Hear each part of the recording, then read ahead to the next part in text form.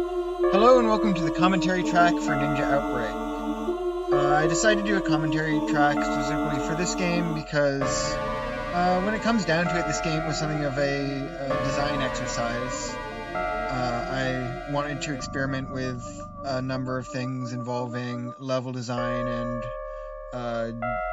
limited resources, and a survival horror game seemed like the avenue to do that in.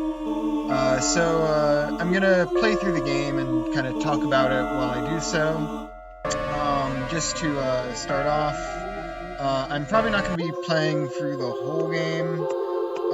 I might leave out the final section. I'm definitely not going to do any of the hidden secrets because I don't want to give those away.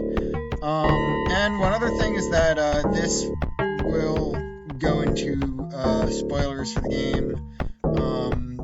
Mostly gameplay spoilers, but some plot spoilers, obviously. So if you do want to experience the game fresh, then there's a link below to where you can purchase the game, and then you can come back and watch this video. If not, you can just watch it right now.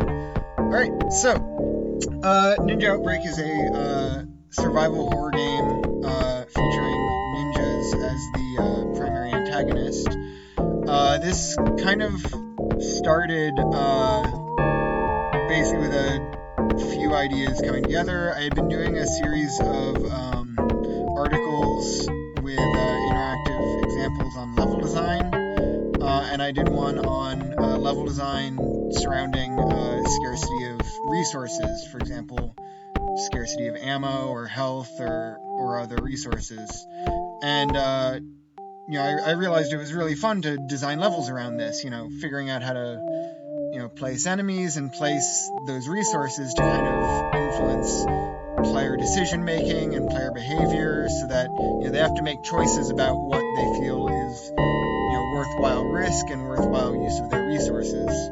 And, the survival horror genre has always been a genre that explores that, Resident Evil being a prime example of that. So I decided to do a survival horror game, and at the same time I had been doing some stuff with my previous game, Venetian Vengeance, which spoilers for that game, the final level, it's kind of building up to this laboratory that had some sort of outbreak on it. You're meant to think zombies or something like that, but then you get in there and surprise, it's ninjas. Kind of a tongue-in-cheek sort of thing. So I had the bright idea to, take that concept and play it more or less straight, in the form of a survival horror game where you are fighting against a ninja outbreak. And so that's the origin of this game. Obviously, there's if you know me or my games, you know that there's a certain influence of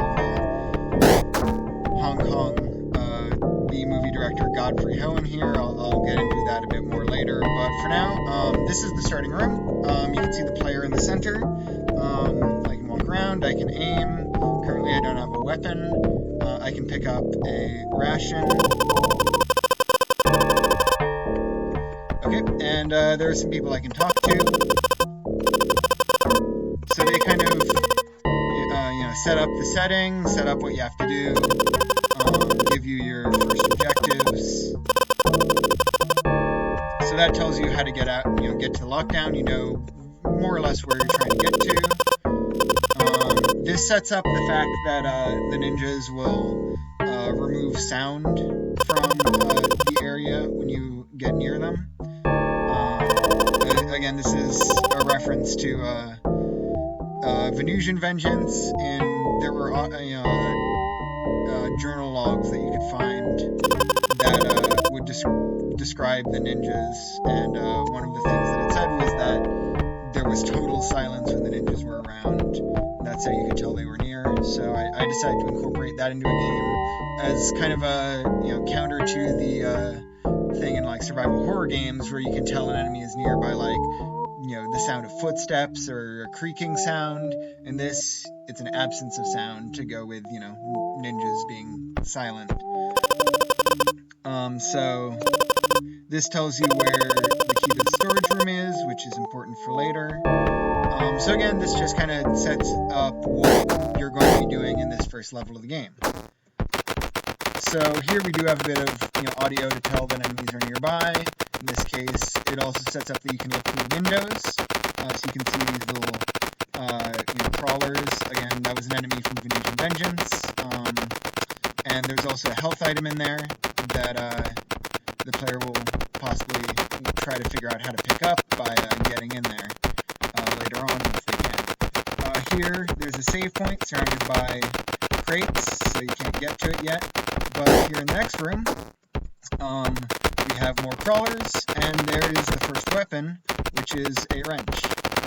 Originally, when I was working on this, the player started with the wrench, but I decided to put it in there just to give the player a bit of an early challenge before they run into the ninjas, to actually have to avoid these crawlers and also learn what buttons do and how they work, which sets up something that happens in a moment. I'm about to get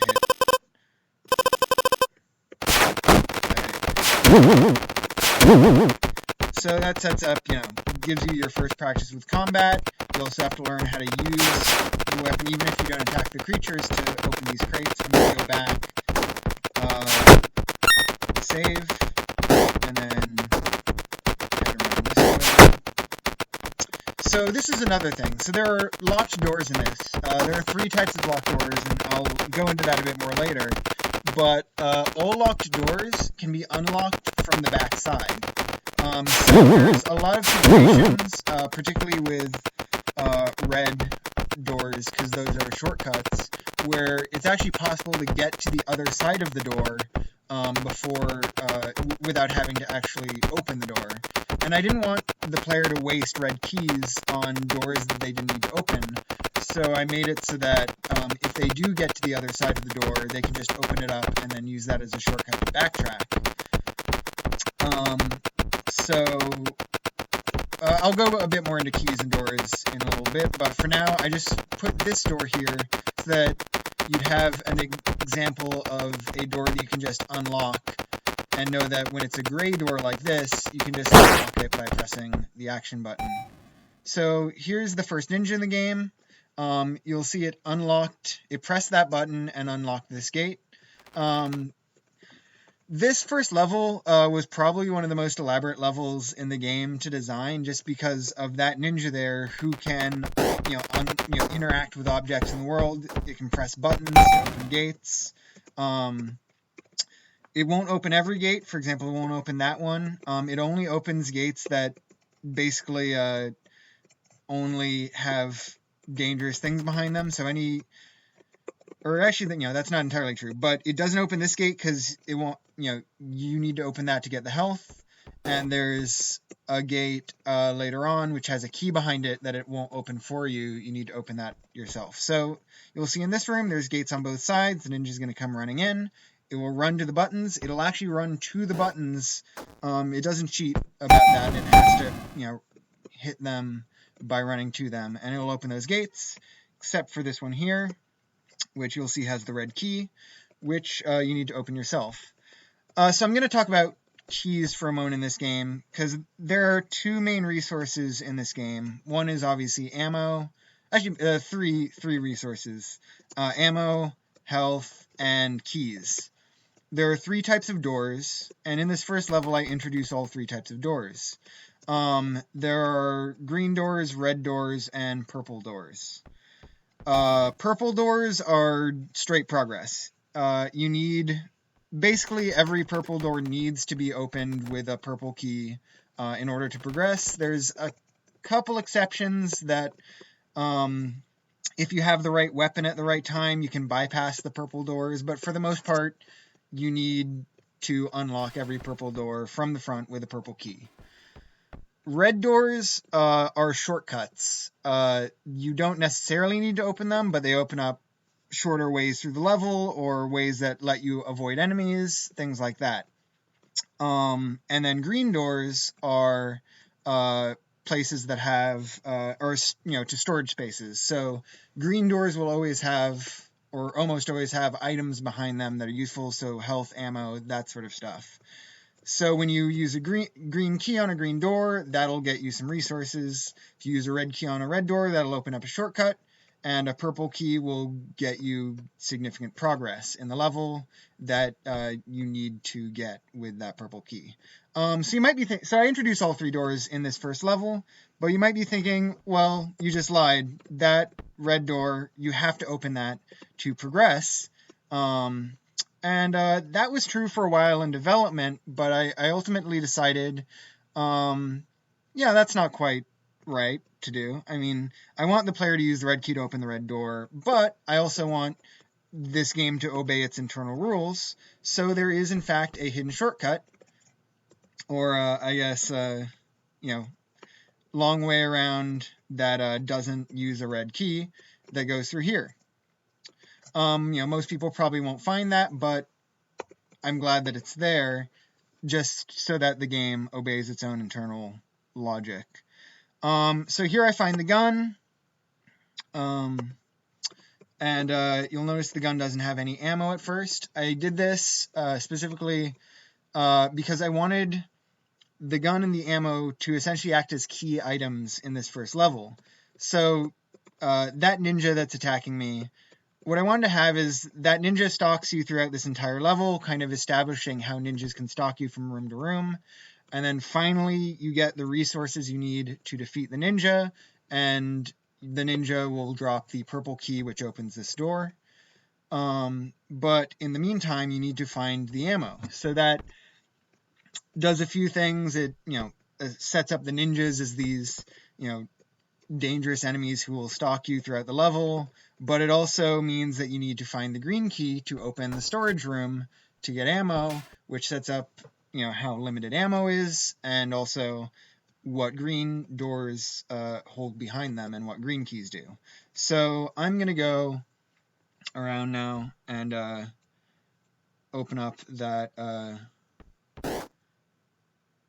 green door. And also you'll notice that I can now go around back here, open up this from the back side, and get back to this room. And now I still have that red key, which I can then use later for a different shortcut door. So I'm going to go in here, break these crates, grab the ammo, and I can start fighting this guy. Once you combat, the sound comes back on. The sound ninjas are stalking you. I now have the purple key. I'm going to go ahead and save, which I can do now that I'm no longer being stalked. And I'm going to head to the manager's room. In these doors are just side rooms that, give you a bit of space to explore, possibly avoid the ninja if it's coming at you, although this ninja doesn't really hurt you directly. You can find health items. There's also, research logs that'll, go into a bit of what this particular laboratory was working on. And then once you go through all that, you can go down to the manager's room and open that door. Also, on this computer, there's a bit of text about the director acting strangely. The implication here being that ninja that you fought is in fact the director. He turned into a ninja, and that's why the key to his office was on that ninja's person. So, if you kind of read into that text a bit, you might figure out what you have to do to get the key. You have to defeat the ninja who was formerly the manager. So, this then brings you to this, where you can read, what the director was working on. You can see this creepy text here. And you can override the security lockdown. So that's just about it for the first level. I will show you one Easter egg, though. I wanted to have something happen with the starting room in case the player goes back there now that the lab is open and their objective is accomplished. And I think you'll see in a moment what I decided to do with that. I'll open up this shortcut. I'll save, why not?